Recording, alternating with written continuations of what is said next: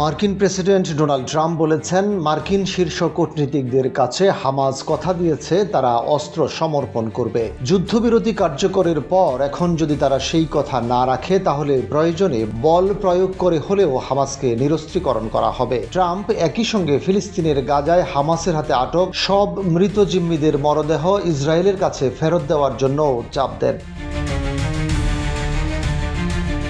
Trump মঙ্গলবার white হাউসে সাংবাদিকদের এসব কথা বলেছেন। তিনি বলেন, হামাস কর্মকর্তাদের সঙ্গে এ ব্যাপারে সরাসরি কথা বলেছেন মার্কিন বিশেষ দূত স্টিভ উইটকফ এবং আমার জামাতা জ্যারেড কুশনার। ট্রাম্পের অনুমোদনক্রমে উইটকফ এবং কুশনার গত সপ্তাহে শারম আল শেখে হামাসের শীর্ষ আলোচক খলিল আল হাইয়াকে আশ্বস্ত করতে সাক্ষাৎ করেন। এ সময় তারা বলেন, ওয়াশিংটন গাজায় যুদ্ধ শেষ করার জন্য মার্কিন পরিকল্পনার শর্তাবলী অনুসারে ইসরায়েলকে জবাবদিহি করবে।